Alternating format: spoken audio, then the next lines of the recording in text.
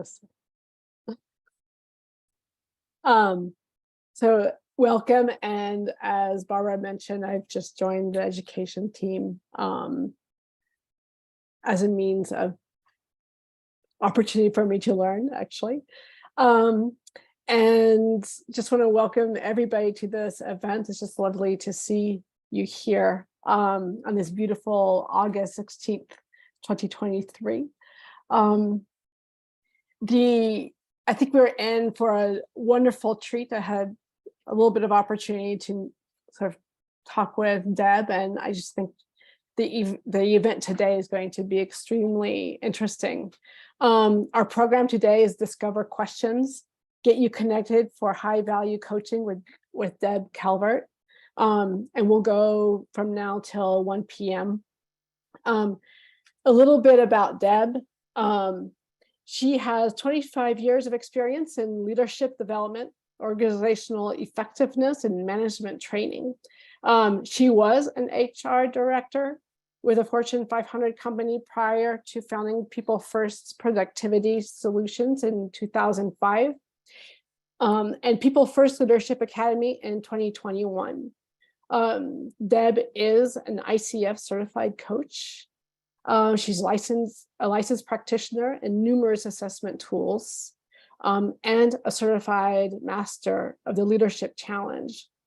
She's a published author, and her research and methodologies have been published globally in academic journals. Her best-selling book, Discover Questions, Get You Connected, is based on over 20 years of field research about improving the quality of questions. And so here we are, we get to go on this a bit of a journey in which we will become more connected with our questions. It's all yours. Okay, thank you, Allison. I appreciate that. All right, let's get started this way. I want this to be a really, really interactive session. I'll show you a cool tool for making it interactive, but how about we start with good old-fashioned Zoom chat? I would love to know from each of you what your coaching specialty or niche might be. So go ahead and just post that for me in the Zoom chat, and then I can potentially understand the questions that you'll be writing. Oh yeah, you'll be writing questions. This is a workshop. And so that'll give me a little context for that. And I'll also try to tailor the information that I'm presenting based on any trends that we might see here. Thank you, Ava, I appreciate that. So bring it on in here. Oh, what a good variety we've got going on here. This is cool. This is always fun for me. Now, what we're going to do as we proceed through our session today is we're going to talk about questions. And I love working with coaches because now I've done 30 some odd years of research on questions. And coaches, you know, you've got it going on. Coaches ask better questions. They ask different kinds of questions.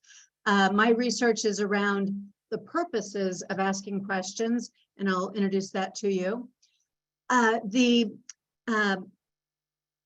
advantage that coaches have is that you tend to ask certain kinds of questions that people in other disciplines haven't caught on to yet.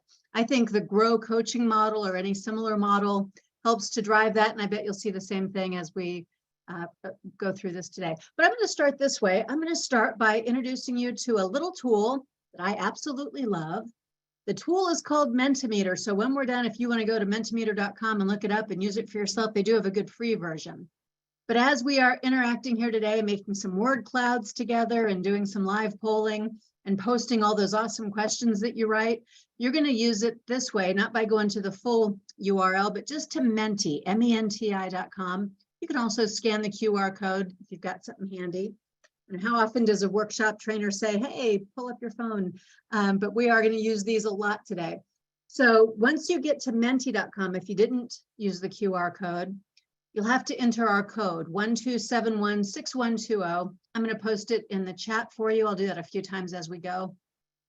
But please notice also at the top of the slide, any of these interactive slides will always have that code for you at the top. So if you get lost, you can come back in. So we're going to use this, and I'll show you how easy it is. So right there, wherever you've logged in, menti.com, 1271-6120. Let's give it a whirl. So you can just answer this quick little question. It will now have appeared on the device where you logged in. I'm just curious to know how many of you are familiar with this. We'll have a few of our friends from various classic TV shows helping us along the way today. So we've got Is it some folks possible to who get the are- QR code again? Sorry. Absolutely. So you can keep answering this question on the screen that you've got. And let me go back to anybody who didn't pick up the QR code. You can also log into menti.com. And if you do that, you just have to know this code, 1271-6120. It's our same code for the whole session. I should tell you that it never gets any more difficult than it just was. You have already mastered Menti. So that's part of the good news. The other part is everything that you put on Mentimeter is anonymous. I will not be able to tell, even in the back end, who said what, which is, let me tell you, it's kind of disappointing because I'm going to get to a question that's a really, really great question. And I would love to know, was it Haley that posted that question or was it Nick, so that I could give you a shout out and follow up with you later and interview you about the question, because, you know, I write books and that's what we do. But I won't be able to. What I will give you, based on what you post in Mentimeter, and here's why it's really important to use this together with us, I will be giving back to your chapter all the questions that you post today, all the questions that you write in these categories of questions that I'll be presenting to you. So we're doing the work, but you're also getting a really cool tool that you can use long-term. You can steal shamelessly from each other.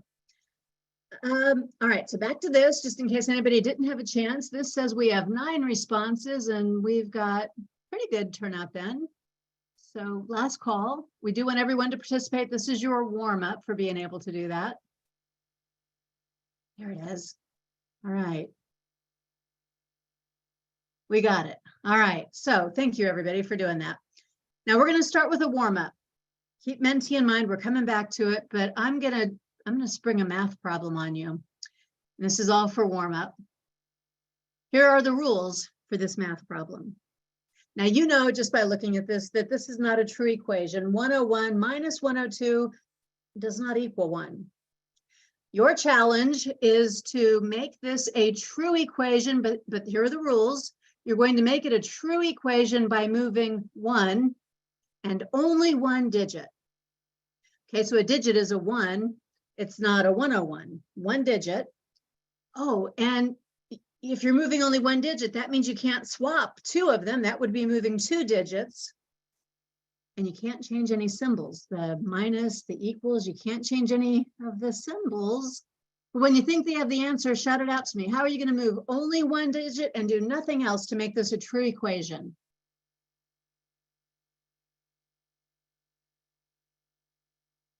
Think back to elementary school math.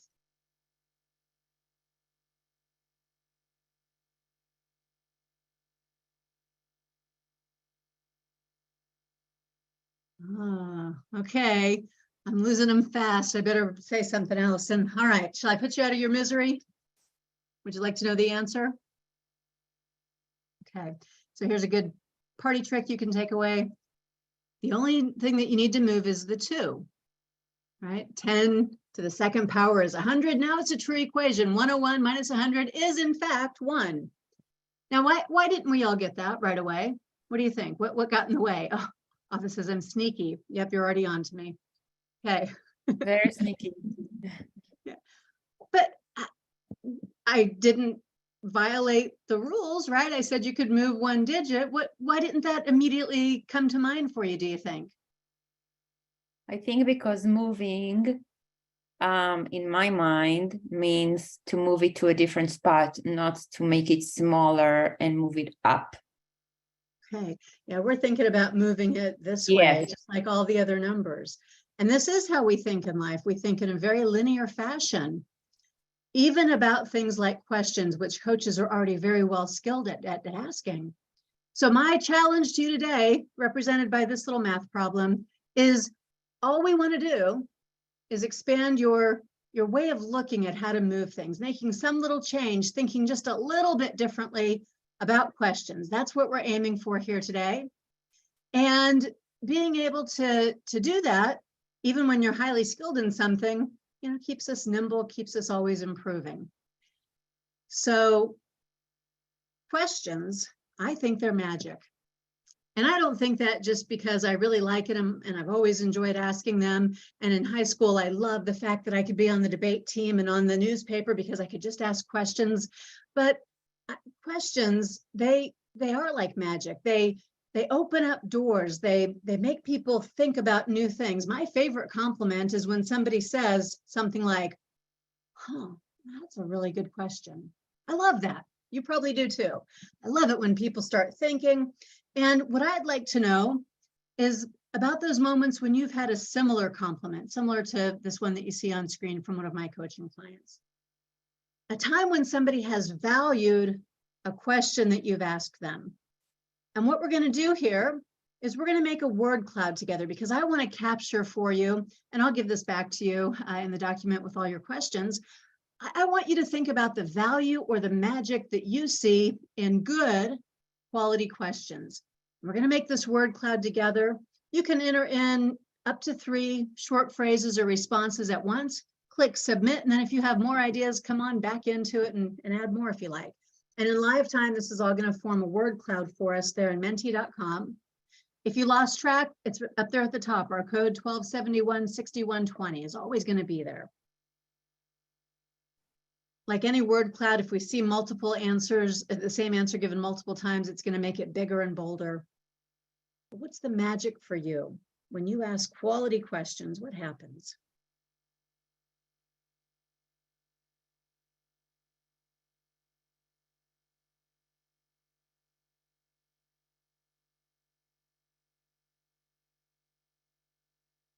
Look at all these amazing things that are happening with questions.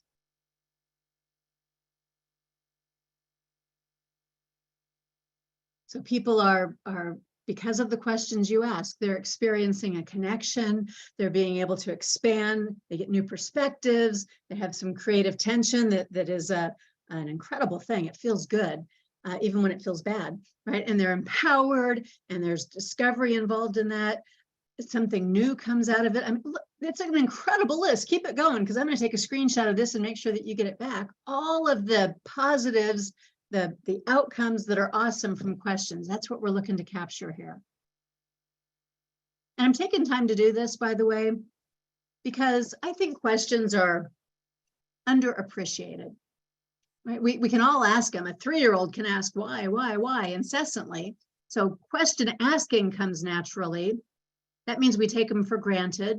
Sometimes we even get scared of them or a little reluctant or hesitant to ask them. We undervalue them, and we don't always pause to think about the transformation that can happen with just a single really good, well-placed question. So I always think it's important for us to be reminded of that. I'm going to pause here because I really want this to be interactive. Anything at this moment that you're thinking about questions, maybe you can't quite capture it in a word cloud because it's a little more involved, but any comments, questions, thoughts, emotional outbursts about this idea of questions being magic?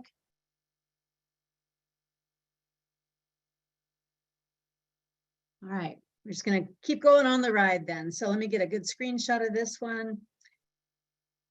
There we go. And I'll give that back to you at a later time. Okay, so here's what my research says, and this is documented by lots and lots of other research. I don't know if you've ever gone online and just looked at the massive volumes of research that have been done about questions, but here's what we know about good questions. Now I'm distinguishing that from not so good questions. Not so good, close-ended, not purposeful, feels like a fishing expedition. You know all the things that make it less than quality. But I bet everything on this list was already on our word cloud, and I bet you've personally experienced every single one of these things too. If we add these up, the sum total of what you see on screen here is, for a coach, where business comes from, where repeat business comes from, where coaching client satisfaction comes from. It's not just because you asked the question, it's because for the person you asked, there were these moments where they saw something new, where they saw your full presence and your interest, and that facilitated for them a connection to you and to themselves and to their own ideas. And it's where you are evoking that awareness and causing them to have some greater insights than they had before. So that's what we're working with today, the ICF competencies of evoking awareness, powerful questions, and about how they are going to be able to give you an opportunity, if you maintain presence, another ICF competency, to really further your relationship with the client and your business development based on the reputation and brand that you create with that. But I do think that the most awesome, incredible, perfectly crafted questions are absolutely worthless unless they're accompanied by what? Silence.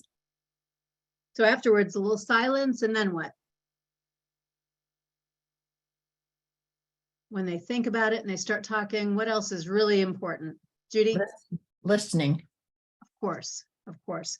So listening is essential. And I know here again, I'm working with a group that's got this all figured out, but I'm just going to give you a light touch on listening, because I think I'd be remiss if I'd ever talked about questions without talking about that. And hopefully I can give you one little tip that's something different than what you've heard before. So I need a volunteer. We're going to just have an experiment here. I would like to illustrate a point. Somebody who will volunteer. You're going to have a conversation with me, and it will be relatively painless. Okay, Haley's willing to have this conversation with me.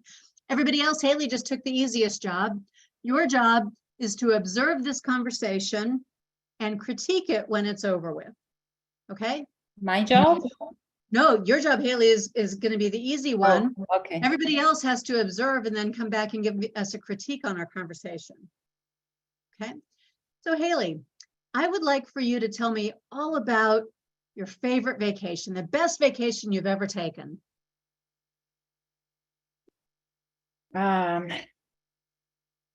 Best vacation. Well, I went to my hometown in Israel, and I went You're to. kidding me. I have never been to Israel, and I just got an invitation to go in November with a really good friend. I'm not sure, because I have to change my schedule a lot, but I have never been to Israel. So cool. What's your hometown? Tel Aviv. So wow, that's exactly where she wants to go. And I always thought about Jerusalem, but she said no, right? You got to start in Tel Aviv. That's where all the really important stuff is, and where you can get connected to everything, because Israel's not that big, she was explaining to me. So wow, this is so funny that we got to meet on a day like this. I almost want to do like give you some empathy. Oh, I love empathy. Bring it on. I don't Yeah, get enough in my days. I almost want to listen to you. Like, well, what do you want to share? You look like you're really eager to share. Oh, Haley's very generous here. So I'll go ahead and put everybody else out of their misery, because they're having different feelings about me right now, Haley. Maybe all right. it's on purpose. Others, how am I doing in this conversation? How's my listening? Claire, tell me what this is all about. That was a great reaction. Just absolutely not listening to reload, wanting to have a spotlight, obliviating the speaker, all of it. Thank you for your frankness. We needed that here. Obliviating the speaker. Yes. I love that. So, when I was 12, which is a lot of years ago, I was reading 17 magazine, and at age 12, that's about the only time when it's cool to read 17 magazine. But there was this article, and it said, if you want to be popular, if you want to be well-liked, in conversations, you should look for something you have in common with the other person and talk about that. So that's all I was doing in the conversation with Haley, right? Haley says yes. I could just give you a hug, Haley. You're so sweet. Others are feeling differently. Claire, isn't that what I was doing? I was just connecting with Haley, right? Oh, no, not at all. You were shutting her down. Yeah. If I met you at a cocktail party, I'd be out of there in the first 20 seconds. Gotta go see that person over there. Deb? Deb? Yes, Judy. I would be very interested in what you might suggest when a person gets in that situation, like Haley was, and she did a fabulous job at saying, I'd like to give you some empathy because it sounds like you've got a lot to say, or something like that. And there are some people who just absolutely do not know how to listen. And as soon as they hear something, they want to tell their own story. What do you imagine could be a way that we could handle that? That's a great question. And I'm going to answer it shortly because it could be a very long answer. You know, I'll also use this opportunity for a little self-promotion. I have a free workshop called Listen Up. And we talk about these kinds of habits and how to deal with them, whether you're the listener or whether you're the sender of information. So later on, I'll tell you how to get to People First Leadership Academy and answer this in greater depth. But for our purposes here, for Judy's question, I would say that it's exactly the thing that you're commenting on, somehow to raise the awareness. As coaches, I feel obligated to do that more often than not, right? To raise the other person's awareness. I find myself saying things like, that is so cool that I agree that we have this common connection to Tel Aviv. Did you want me to go ahead and tell you about that vacation you asked about? You know, just very neutrally reminding people what they asked in the first place. Can we redirect and get back to that place? Sometimes people are embarrassed and they, you know, it has a moment of awkwardness and then we'll laugh it off together. More often than not, it's a lack of awareness. They'll say something like, oh yeah, I got totally carried away. And then they, dial back in. Thank you. Okay, you bet. So here's what 17 magazine got wrong, or what they failed to include. As long as we're listening for what's familiar, as long as we're focused, maybe even passively listening and then, pouncing on that thing that's familiar, we're shortchanging ourselves and the other party. We're shortchanging ourselves because the brain already does this. It's almost like a cheat. We're already going to pick up on what's familiar, on what's in common, on what's going to bring us together. That's human nature. It's natural. But if we can train our brains, instead of listening for what's familiar, if we can train our brains to focus on what's different, we always get more out of the conversation. Both parties get more. So for people who are frequently interrupting or who are prone to obliviating the other party, what we can do in those situations and what we can coach others to do is to discipline their brain, to listen for what's different. Okay, different in terms of it's not the status quo, different in terms of that experience is different from mine. See, I would have lost nothing. I would have lost nothing at all if I would have in my mind said, interesting, Haley's probably got something that can help me think about this trip in November. Let me listen first. I'm not going to lose the opportunity later. Let me listen for what I don't know would have slowed me down a little bit. Listening for something different than what you assumed. Listening for a change in tone from the speaker. Maybe they get kind of excited and they start talking really fast and wildly gesturing. What changes? What changes are you seeing anywhere in the conversation versus your expectations or versus what you've experienced before? And when you do this, you literally slow your own mind down so that you can get more and different kinds of information. And you're listening at this point now for feeling as well as content. So it's a good discipline to have. Okay, sadly, I have to move on now from listening so that we can get to the heart of the matter, but good listening is always essential when we're talking about good questions. Otherwise, good questions fall flat.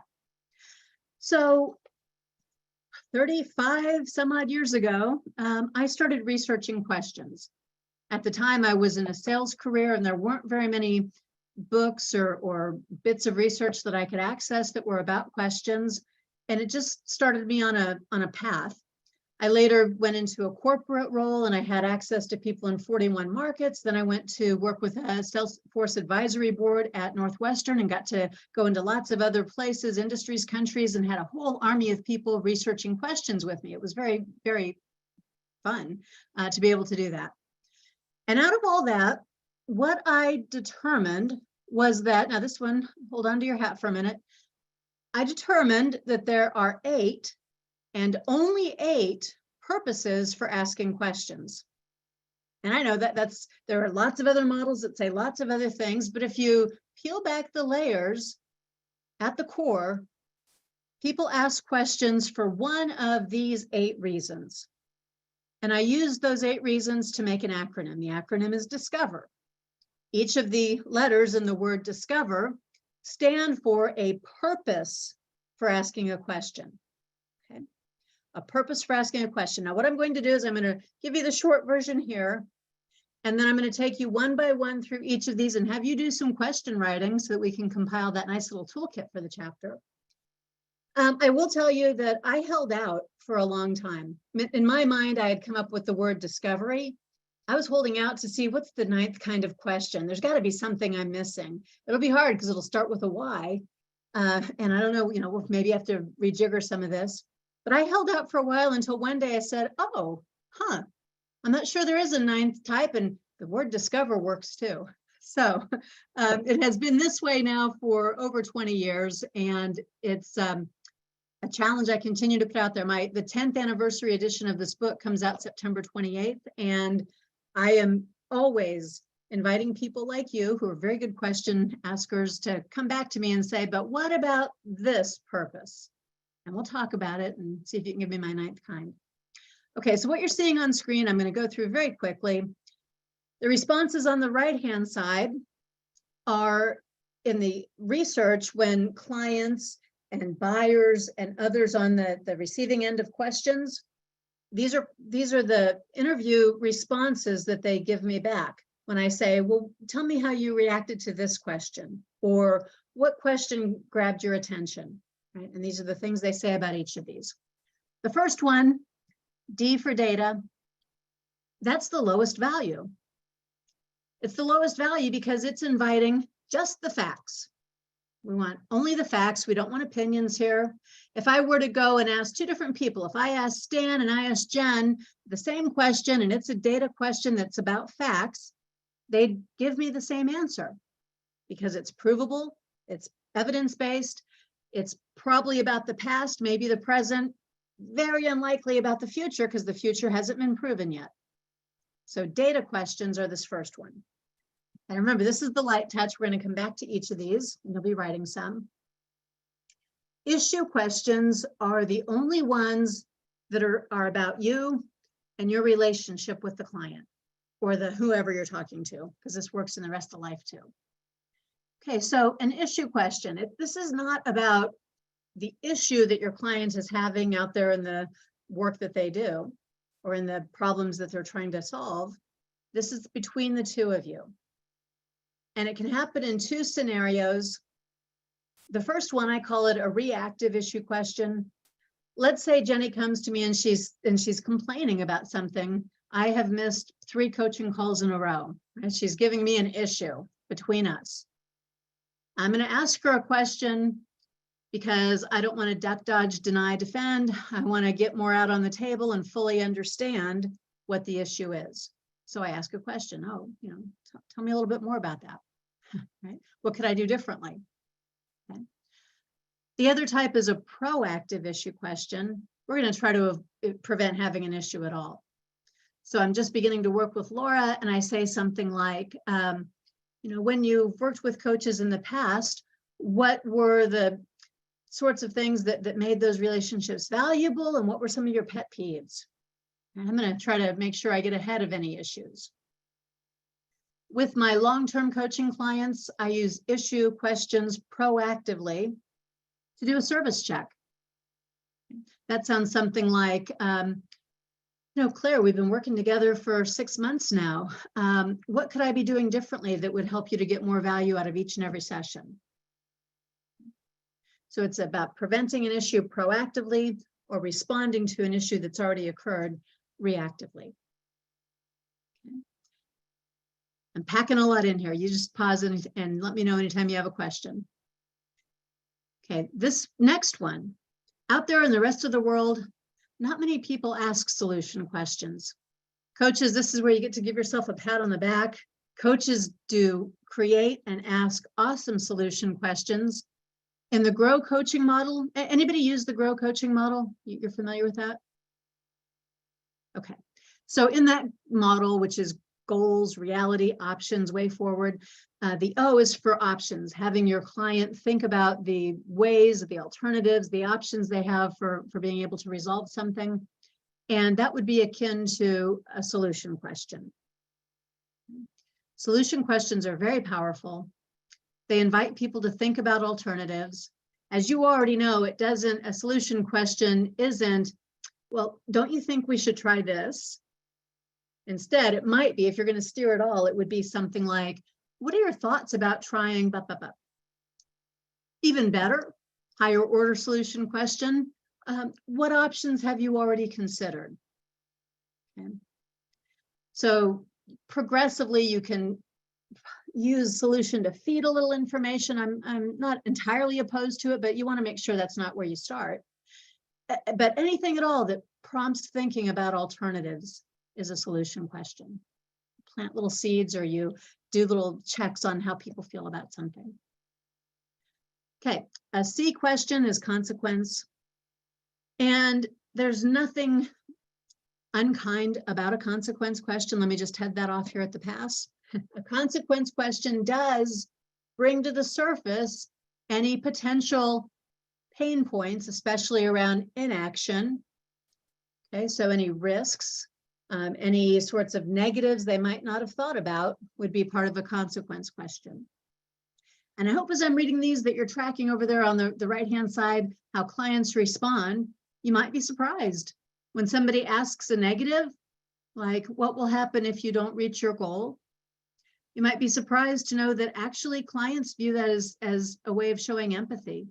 They view it as you are genuinely concerned. You're helping them to see both sides of the coin. So it's a kindness. Would you give an example for consequence question? Absolutely. So, Haley, what would be the downside if you didn't understand consequence questions? Okay. That would be an example.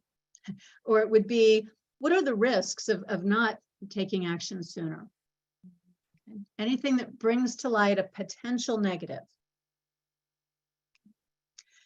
Consequence questions often travel very naturally together with outcome questions. Outcome is hopes, dreams, plans, goals, visions of the future. You probably have those kinds of words baked right into your outcome question, right? What is your goal? What are the desired outcomes? What will success look like, right? I'm envisioning that future state. And when I say it travels together with consequence questions, it's usually in the reverse order. It sounds something like, what's your goal for the coming month? Okay. That's the outcome question. What happens if you don't reach that goal is the consequence question. So they do travel together like salt and pepper, but we're trying to make a word here. So I've got the consequence before the outcome because dysauthor just doesn't work. So you don't have to do it like that. There's nothing prescriptive here at all about the order in which you ask these questions. It's about being nimble and about being able to access all 8 types. Most people outside of coaching, most people use 3 or 4 of these very frequently and the others hardly at all. Coaches do a pretty good job reaching into 5 of these types. I'll tell you about which those are before we're done here. All right, so now we've got disco. Let me do the other 3. My favorite out of all of them is the value question. And the reason I say it's my favorite is because I personally tend to get a lot of genuine value when somebody asks me one of these, and I see it in my clients. I see that they have those aha moments and clarity that comes out of a value question. The purpose of that question is to help somebody decide on their priorities or to articulate the hierarchy. Why is this important? How is this important? Which one is more important? Right? Getting them to think about that and getting clarity. If you have clients who are caught up in anything at all related to time management, feelings of being overwhelmed, not being able to sort it all out, right, struggling with those sorts of things, then a value question can help them to think and begin to get some of those better habits. Haley wrote that she's a habit coach and Barbara's a life coach.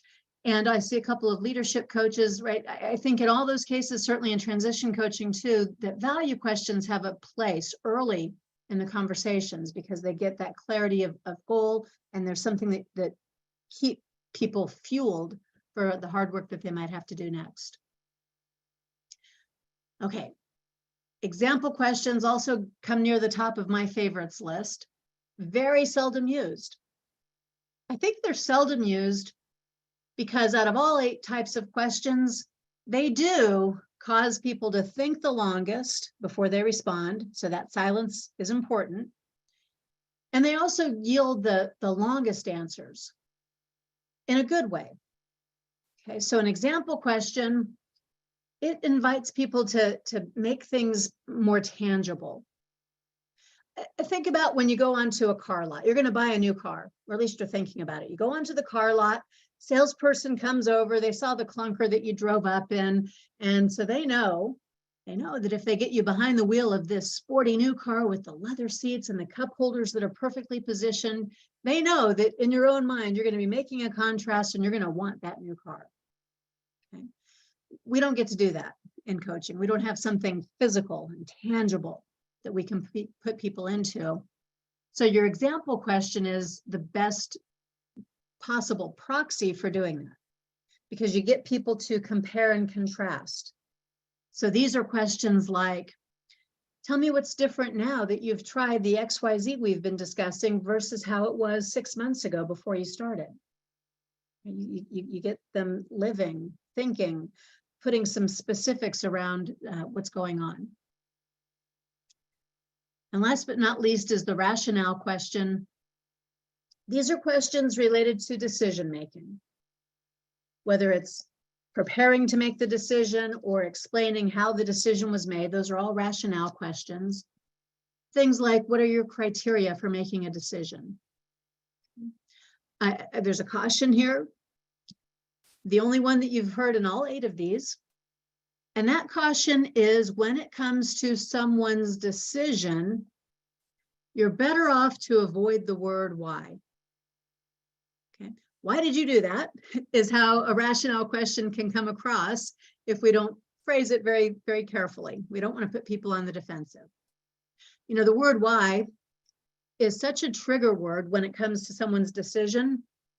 It's such a trigger word that it is the only word that is completely forbidden if you happen to be a volunteer on a suicide prevention hotline.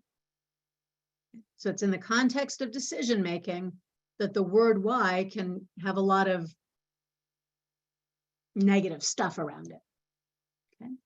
Better phrasing is something like, hey, walk me through the steps that got you to this decision. All right, we're going to play with all these questions before we do. I just wanted you to see the framework before we got a deeper dive. Okay, here's where the work begins then. So we're going to take it in this sequence. I am going to give you each one of these all over again. I'll give you reminders along the way. I'll explain it. I'll give you an example of it. And then I'll put you back into Mentimeter so that you are going to write your own, the ones that you'd really use in your practice, your own questions for each type. I'll compile those. Don't worry. This is the first time you've heard of this model. You're going to get some wrong. And I'll talk about those in live time as best as I can and talk about the nuances and the subtleties of the differences between them. And when I put together your document, I will move a few of them around to correctly categorize them so you've got a document that has them bucketed in the ways that each of these purposes is. But that mistake making along the way, important part of the learning, it gives me an awesome opportunity to show you some of the common kinds of misunderstandings that there might be about each one of these types. So we're using Mentimeter, and I'm going to show you the question with an example, remind you of the purpose, and then ask you to write your best questions that you could truly use in your own practice, whatever discipline of practice you have. So a D, discover, is an acronym, and the first letter is D. It stands for data. Remember, these are the dragnet, just the facts, ma'am, kinds of questions. Joe Friday, I'm probably the only one here who remembers that. So just the facts. The purpose is to gather that background information or those details, something that's provable. There are no opinions at all involved in data questions. Okay. This is provable information. It's not my truth, it's the truth kinds of questions. You will want to use these somewhat sparingly. You wouldn't want to ask a lot of these in rapid sequence because then it starts to sound like an interrogation or a test of some kind. So sprinkle them into coaching conversations instead of a barrage all at once. And the reason I say that is because remember, these questions, data questions, they're the low value ones. The other 7 types are all higher value. These are boring because I don't have to think, I just have to go find some information and produce it for you. So provable would be like this sample. What are the KPIs you're being measured on in this new role?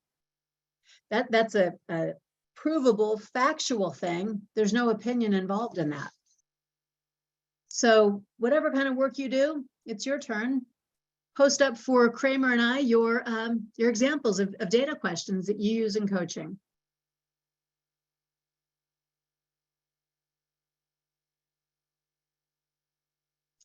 Okay, what's on your mind? Well, could I ask 2 different people that question and get the same answer? Probably not. It's not provable. And if what's on my mind is something I don't want to admit, I'll tell you something else. So it's not a fact either. Now, if we wanted to tweak that kind of a question, we have 2 choices. We can either just bucket it in a different place. It's really a value question because what's important to you right now is the essence of that question. But if I wanted to make it a true data question that 2 people would answer the same way, I might say, what's on the agenda today that you promised your boss we'd talk about, or something like that, to be very, very concrete and very factual. And remember, everybody's going to get to make some mistakes. They give us a good opportunity to dive a little deeper into this. Okay, what things have you been doing in your job search? Presumably that is factual. I did it. Somebody else saw me do it. I can go and research and see online if in fact that's true. So yeah, that one qualifies as a data question. When are you moving out? If that is hardbound, my lease expires, something like that, then it is factual. Take a look at the next one. Tell me what you're planning on doing. Now, that's future. Okay, unless this is in your journal, what have you committed to doing? That would be data. Or in your performance appraisal, what did you write into your goals? Right? Something like that would be data because it's concrete and provable. But as it's written, this is an outcome question. Remember, outcomes are hopes, dreams, plans, goals, visions of the future. Here's the point of being so finicky. Right? I have to be a purist as we're in a workshop like this. The point isn't that you make yourself rattled by trying to think this through. It's that you become more purposeful in thinking exactly what do I want to know, and then phrasing the question to yield exactly what it is that you're hoping to achieve. So with that question, do you really want to know what's documented as a plan? Maybe then you could rephrase it, make it data. Or do you really just want to know what's this person thinking, hoping, planning for? In which case it's just fine. It's just not a data question. Anytime you have questions for me, let me know. When is your flight? Absolutely provable. What do you all think? Let's take a look at the next one. How many hours would you like to devote to your business each week? Not quite a data question as written. What do you think it is? I'll take guesses. How many hours would you like to devote? Outcome? It is, yeah, because I mean, the word like, yeah, Haley got it too. The word like is basically the same as hope. What would you hope to devote, right? Hopes, dreams, plans, goals, visions of the future are outcome questions. Okay, good job. All right, what are the revenue numbers from last year? Provable, it's documented somewhere and it's in the past. Solid data question. Have you done this work before? Also provable. And it's not my opinion. Well, maybe I think I have. You know, if you start hearing that, you know, we're not getting to real data, but you're asking for data and it would be provable. I could go back and talk to your previous employer or look at your history in some fashion to prove that. Now, the idea here is to understand the nuances and differences between these questions, and then to think about how do you retool them just a little bit to be more precise in getting right to what you're looking for, to the purpose that you have for the question. Okay, pretty good on data. Let's talk about issue. Remember, this is the only one that's about you and your relationship with your client.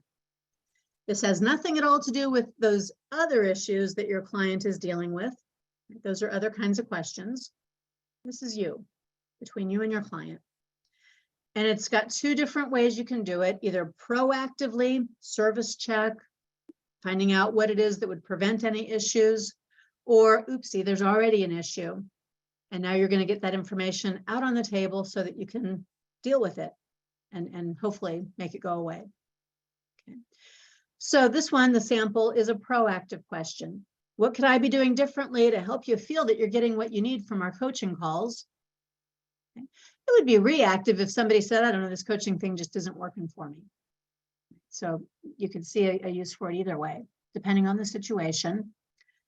I am a big believer in proactive issue questions. I don't want there to be issues, but what people feel when you ask them beforehand, they feel dignified, right? They feel like you care. They feel like you're invested in the relationship. So there's a lot of mileage that you can get from these. How about it? You want to write some issue questions? We're creating a toolkit for your chapter.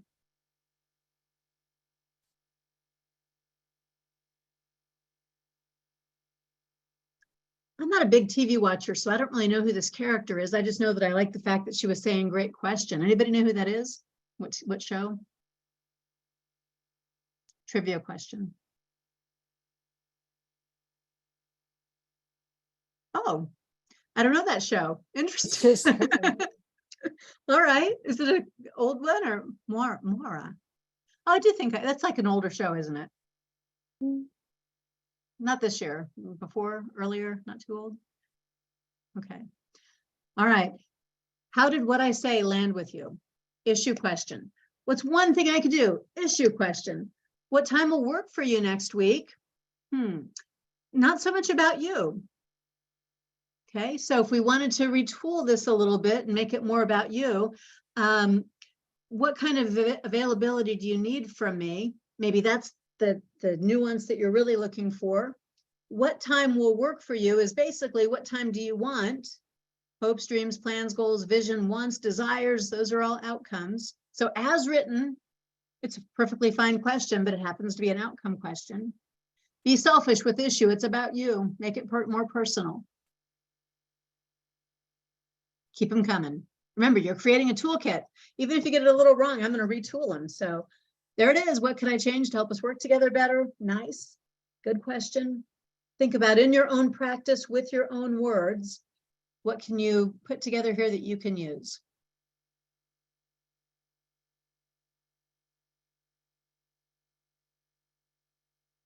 I'll hold out as long as I can, but we do have 6 more questions to get to, plus a lightning round and some other stuff we can do. Ava, go ahead. Yeah, so, I remember from my IPEC training, towards the end, you'll always ask, like, what's some insight or something you learned? I get that it's not totally about you. And in fact, maybe I just answered my own question. It's not about us, the coach. But it is sometimes a proxy, I certainly want to hear that they learned a lot or they took it forward, but I'm starting to think that's not necessarily an issue question. Good thought process that you put into that. Yeah.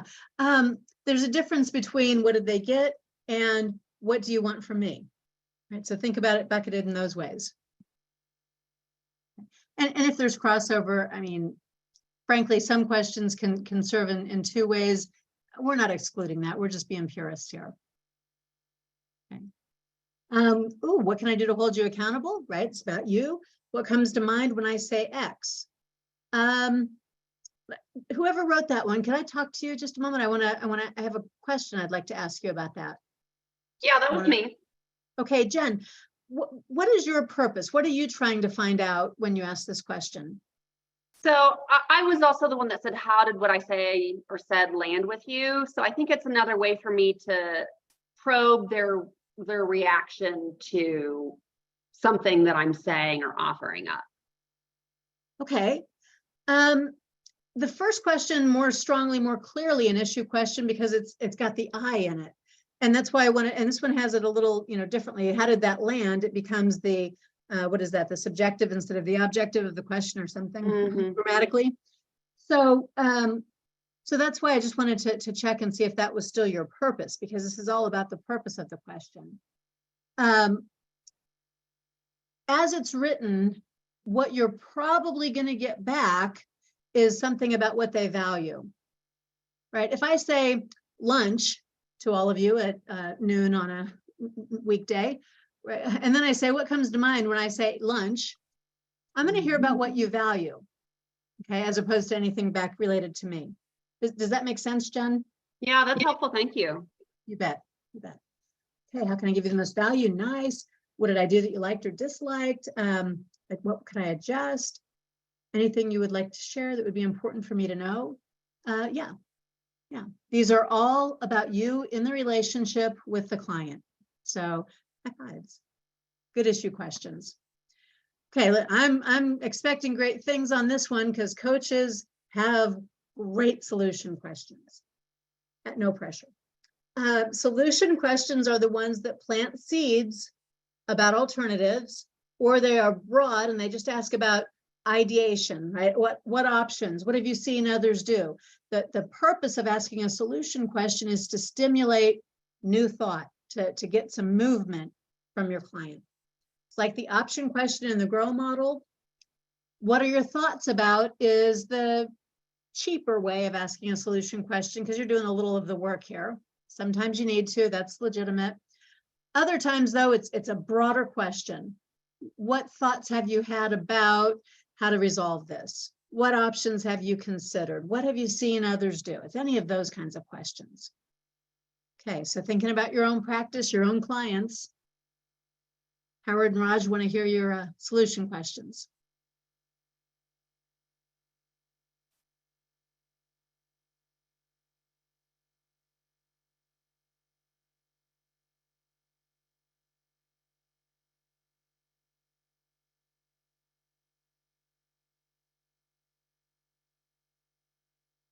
Okay. What do you think has been getting in your way? I would like to talk to whoever that one came from. Okay, Ava. That's me. Yeah.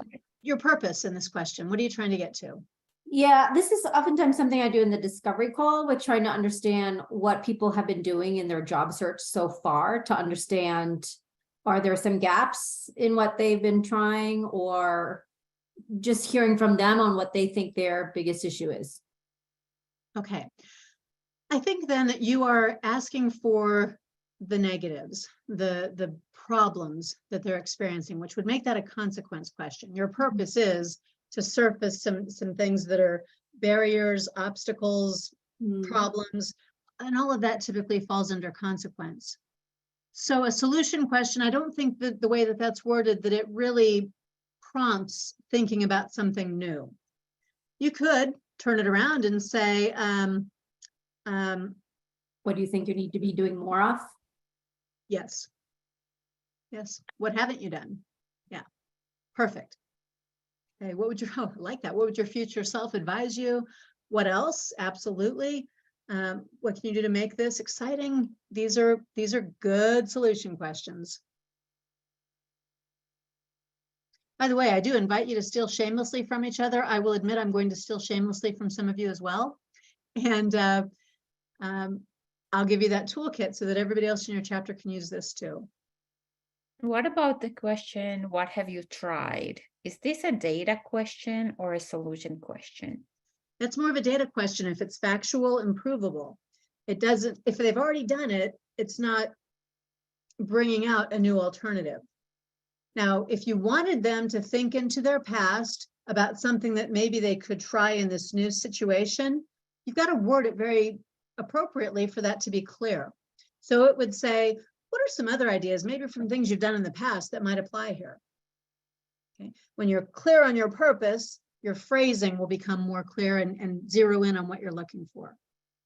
Like, what have you tried that could help right now, or something like that?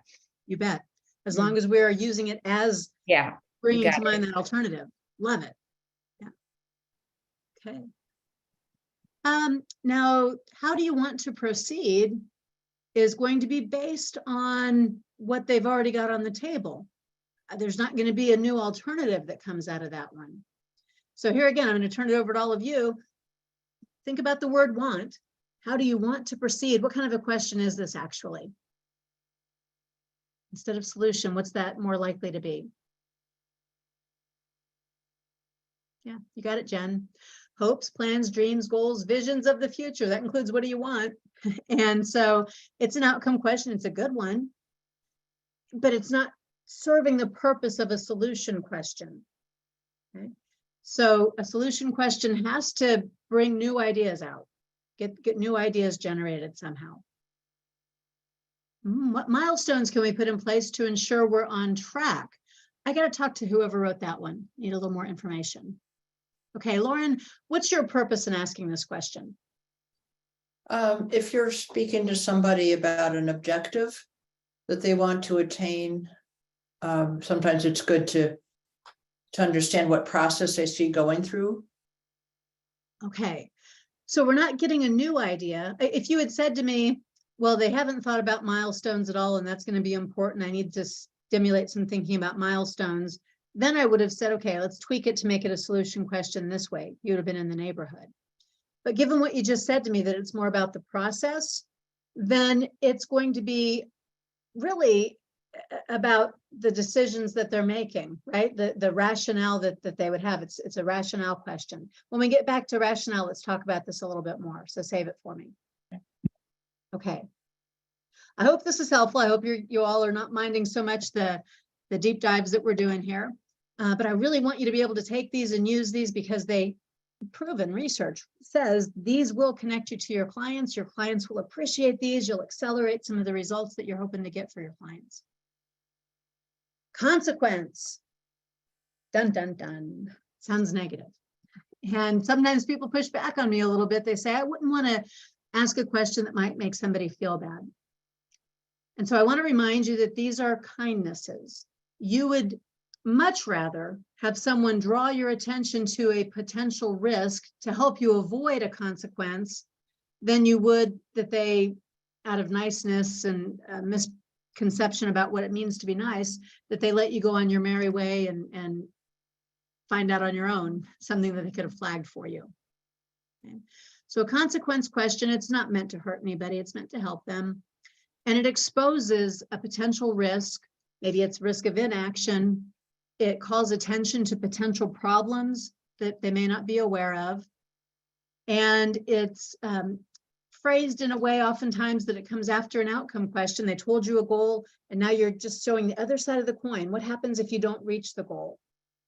So in this case, the example is, what will the impact be if you allow this to continue without bringing it to the team's attention? You'll hear words like risk, impact, consequence, downside. Those words are often found within consequence questions. Okay, let's hear yours. Your consequence questions that you might actually use.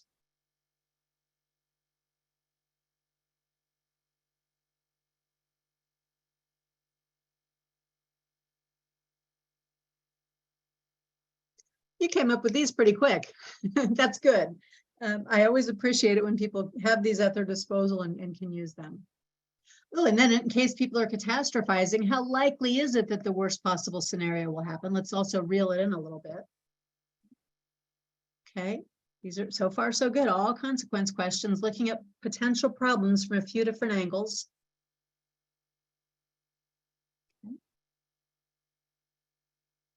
You're on the money with all of these. Any more coming in?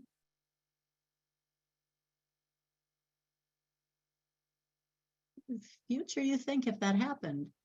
Okay, so I'm assuming, who wrote that one? Let me check my assumption here. Barbara, is that yours? Yeah, I did.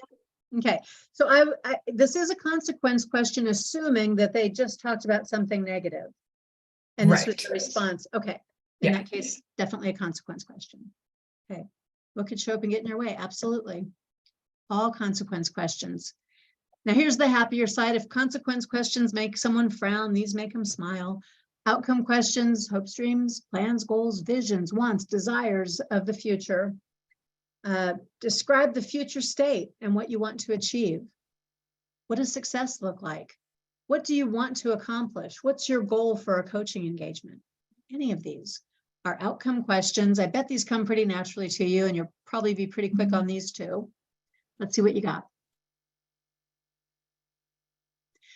Feel free to pick up ones that you used before. They were just miscategorized, but they were perfectly good outcome questions. We've had a few of those.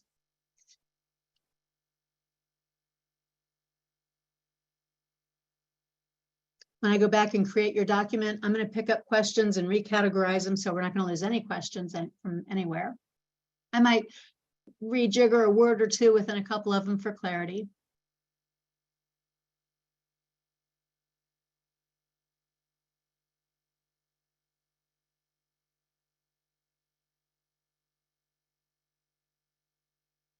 I need a little context on that one. What if you said no? So this is where somebody is feeling overwhelmed and has too many things on their plate.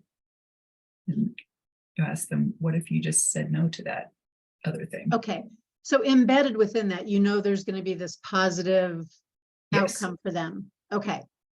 Because otherwise it goes in consequence, I think. Yeah, you know, and you might think about, to be very purposeful and very clear in what you're asking, you might think about just adding a little context here. So instead of what if you said no, maybe it's what's the best outcome if you say no? What's the worst outcome if you continue? Right? If you add those words to sort of qualify the direction that you're trying to go, it's more certain that you'll get what you were looking for without oversteering. We don't want to feed too much. What does success look like? What's the best possible outcome if you said no? There it is. Yep. Okay. Others, some outcome questions.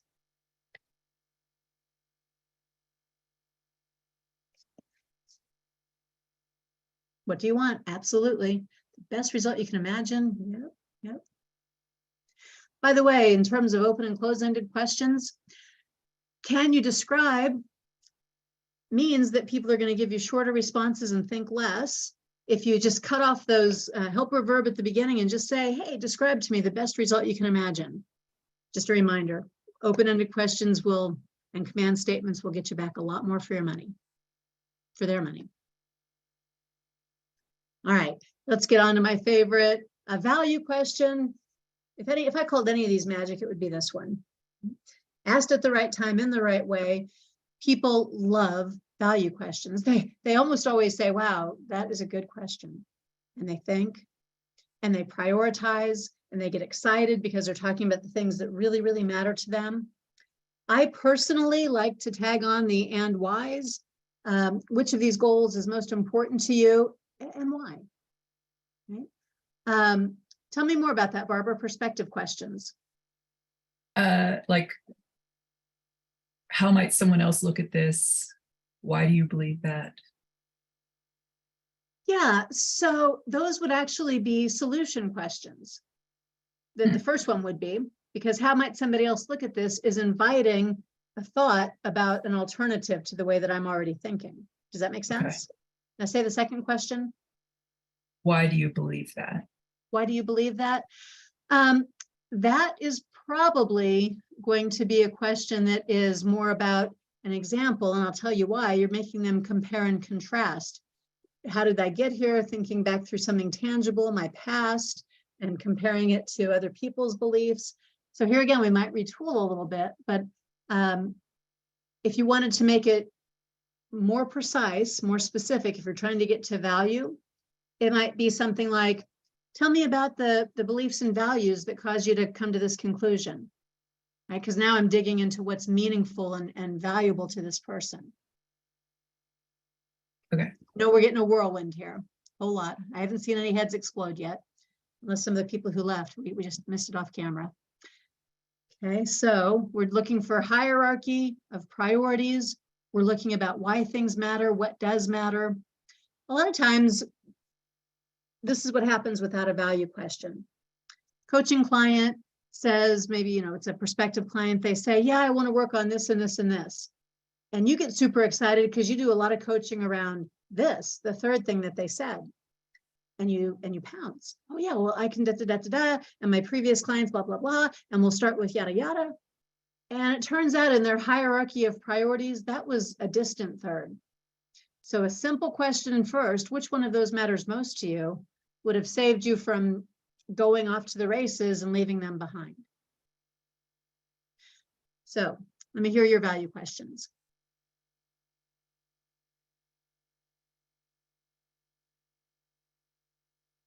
Yep, there it is. What's important about that?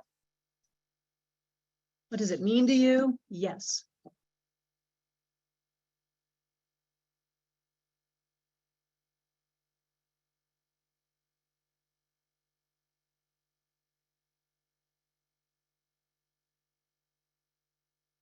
Most important thing in your life right now, you know what? This is real. I wish that somebody would ask me that about every 2 or 3 months. Because if I forget to ask myself, it's chaos. So I think about just plaster that on my mirror. It's a great question. What's the most fulfilling, right? That's certainly going to talk about value, meaningfulness for someone.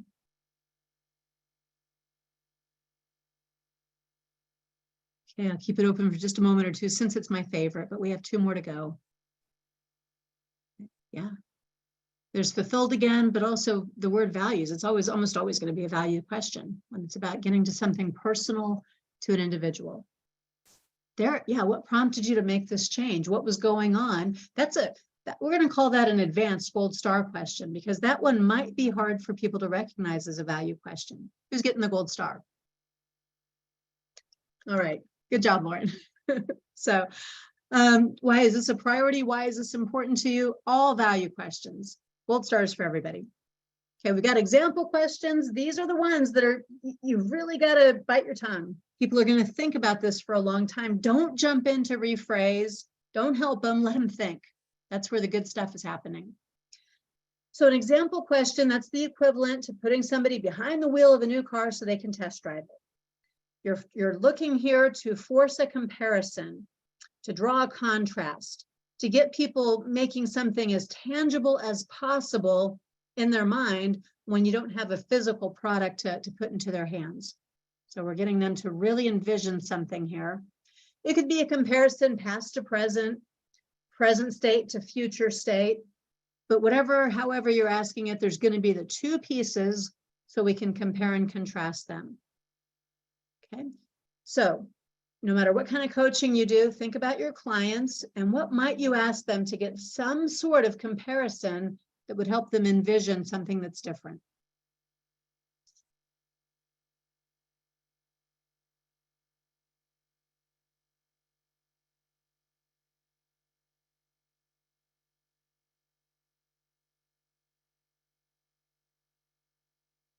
I'm looking for some contrast in these first 2 questions.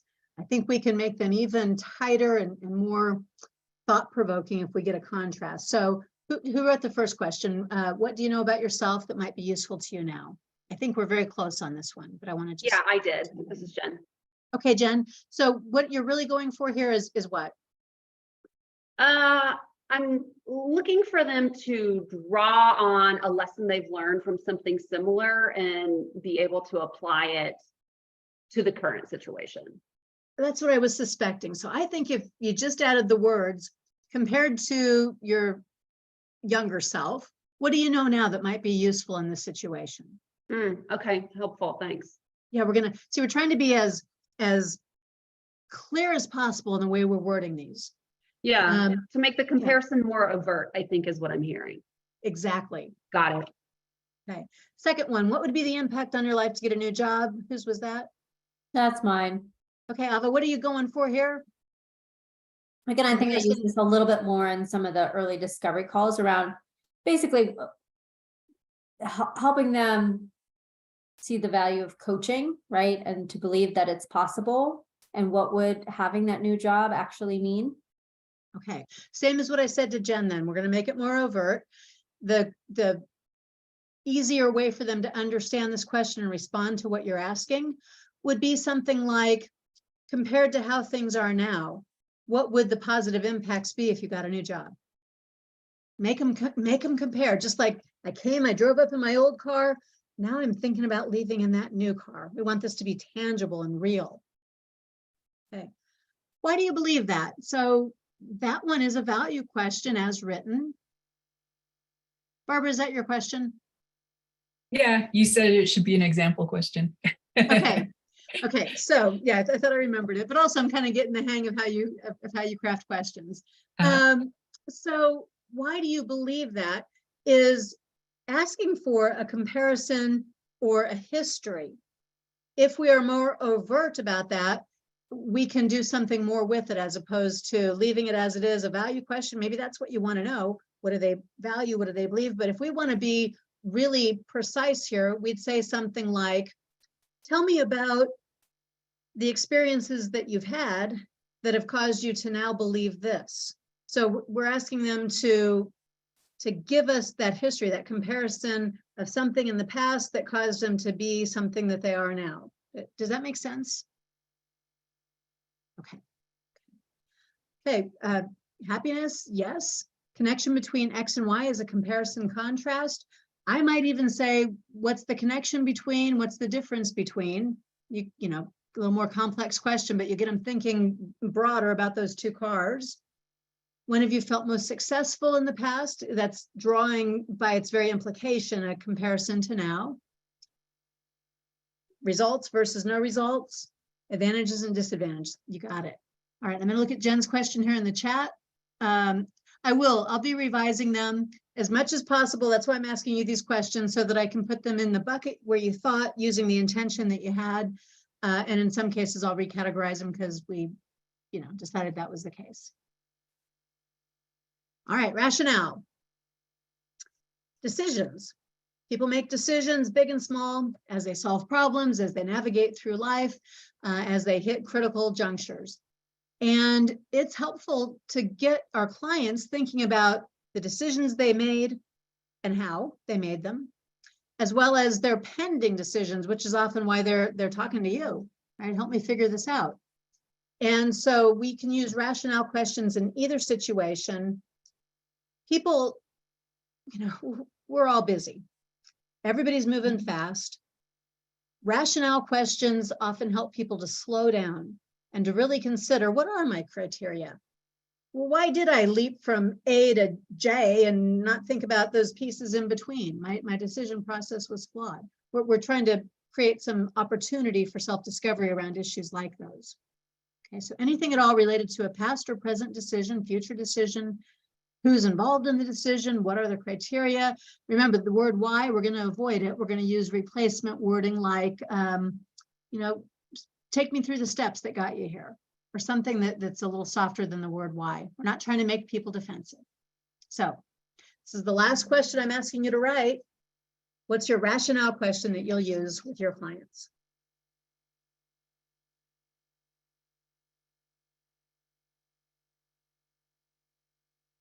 Okay, we got an outcome question. It's a good one. What does success look like? Hopes, dreams, plans, goals, visions includes what does it look like in the future? But if we're making this a decision question, I think what you're really getting at is criteria for the decision. And we can be more precise by saying something like that. How will you measure the options before you come to a decision, for example? What would be, I think, what you're going for here. Okay, I'm curious why you chose to move forward at this time. Has to do with the decision. What's going to be important for you in your next role? Not quite a rationale question. Anybody want to take a guess at what that one is? What's going to be important? It is, it's value. What's important to you? We could retool that and make it a decision question if it were something like, as you consider a new role, what factors will you be evaluating? Because now it's tethered not to the thing I value and desire, but to the actual decision. So we're nailing people down. What's motivating your decision? How will we know we've been successful today? That's also outcome. What are you afraid of about this decision is consequence. So think process. Rationale would be about the process of the decision, not the outcomes, not the things I value, but the process of making my decision, to make this a little more finite. How would the step help you with your promotion? I need to get some context on that one. Who has that one? Okay, Claire, tell me what you're hoping to determine from this question. What this person's thinking is in wanting to take on blah, blah, blah, knowing that he or she's being considered for a promotion, and how is this going to help achieve that? Okay, so I think I'm hearing this within your question. Tell me if I'm off base a little bit. As you consider your next steps, what is the rationale for this step? Is that so? Just a little more precise. I'm not wanting to oversteer, but I am wanting to put some guardrails so that I don't get answers that are all over the board. Where do you want more clarity? Connection between X and Y. So that one I saw posted earlier as an example question, which was legitimate, but it's only an example question. What are we going for here in this case with rationale? Yeah, I mean, I would use, this is Jen, I would use it in a situation where, how do I want to, where they seem to be having like two insights, and I would ask them to sort of explain the connection between the two, like how are they related? Okay, so we're still in the realm of examples, and they're good examples, right? Bringing some things to life, getting people to really think about the connections, the contrasts, all the sides of it, makes it tangible. What you'd want to be asking here is, how does that influence the decision, or what does that have to do with the decision? Got it. Okay, more overt once again. All right, so hopefully I've been able to make you think a little bit about purpose behind your questions, and being more deliberative about crafting questions that have that very deliberate focus within them. I'm going to ask you, we're going to skip the lightning round in the interest of time here, but I am going to ask you to rate these. Out of the 8 types, thinking about yourself, which one do you use most often? That gets a 1. After you put that in, the other 7 are going to pop up. Which one is second most frequent? Rank these for me from 1 to 8. What do you think you use most and least often?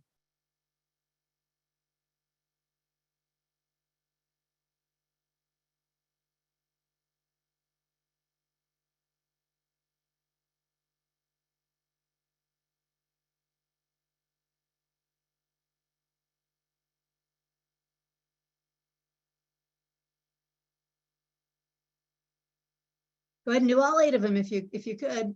Put them in there rank ordered from 1 to 8. We'll see how we are as a group.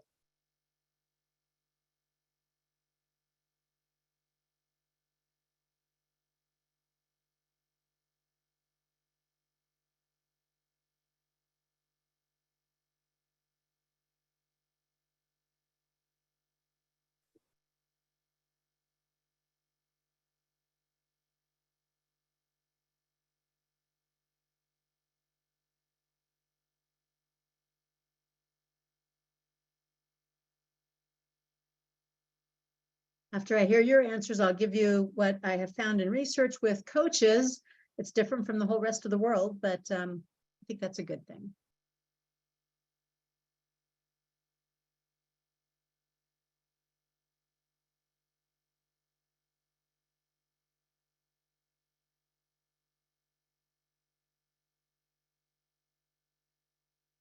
Okay, I'll get started. Out there in the rest of the world, among all different other kinds of professions, especially sales, more than any other, data questions are asked most often. Among coaches, outcome questions are asked most often, followed closely by solution questions, which fall for everybody else down to 6 or 7. So when I say that that's a strong suit and something that differentiates you, gets people thinking, creates value, differentiates you in a way that's positive and people want more of it, leverage that, right? Keep asking really good solution questions And go ahead and add an example and value questions, because those are the other ones that go way low for most folks out there. And frankly, including a lot of coaches. So I know that some coaches who are very, very successful, they use solution and they use example and they use value questions much more frequently than others do. So that's my short advice. You've got outcome at the top, just like I might expect to see it. Data isn't 8 for coaches. It's usually hovers around 5 or 6, but it is certainly lower than it is for others. So you've captured that effectively. All right, that's it. I got to turn this back over for questions and for wrap-up time. I'm going to invite you all to come over to the Leadership Academy. When I send you other stuff, I'll send you that, because there are some other STEM offs from this that are free and they're fun. So if you want more of it, that's where you can go. I also hope that maybe we'll get connected on LinkedIn. So Allison, back over to you. I don't know if it's for me or for Barbara, but yeah. Any other questions just generally in terms of the presentation and Discover? I have to tell you that after a session like this, people sometimes are intimidated to ask me questions like, oh, she's going to be evaluating my questions. Don't worry, I'll take any questions, good or bad. I think Jen has. Yeah, Deb, I was writing and I would like you to repeat what you said about your recommendation for coaches to ask more of these types of questions. I think you said solution, value, and example, but I just wanted to make sure I heard that right. You got it. Okay, thank you. Those 3, yeah.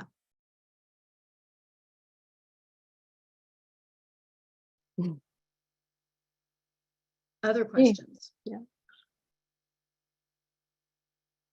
Are you sort of deliberately trying to pick your questions from these categories, like going into a coaching call or reflecting after? Or, I mean, this is a really helpful framework, but I'm curious around how we can then apply this, you know, in the next coaching call we have.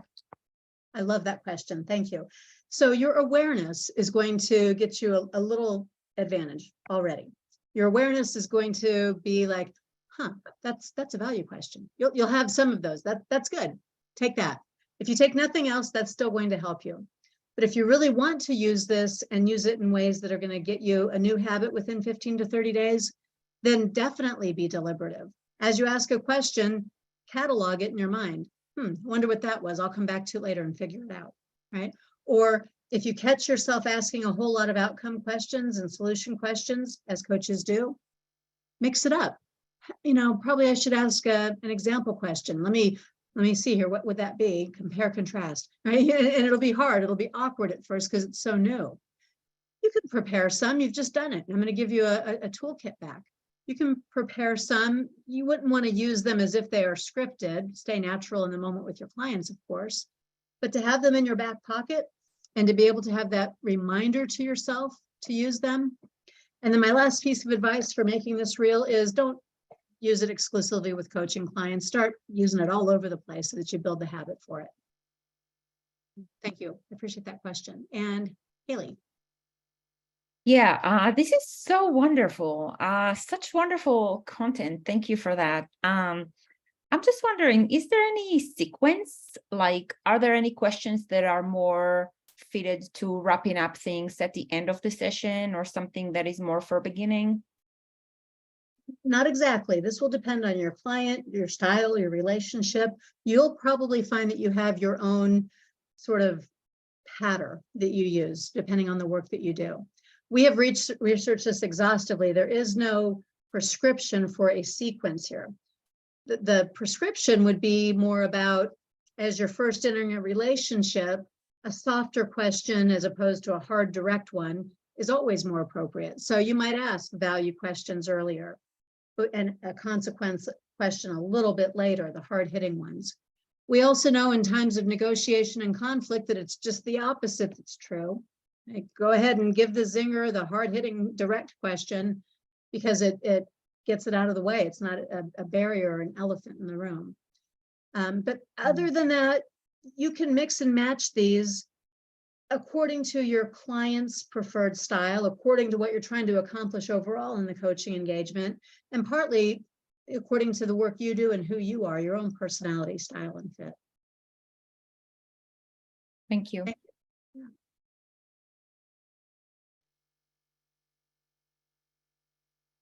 How do you like Mentimeter? There's a free version. It's good. I don't get any commission. I wish I did. Thank you so much. This has been, I think, incredibly insightful and another way of thinking about the questions that we're asking and what is it that what's the purpose behind or how we're probing. Mhm. Barbara, I don't know if there are any announcements before we. No, when we send, well, I don't know how long it will be before Deb sends us her whatever she puts together. So it'll either come in the email with the recording, or it will come separately. I don't know. You'll have it in about an hour. I always block myself an extra hour after these while it's still fresh.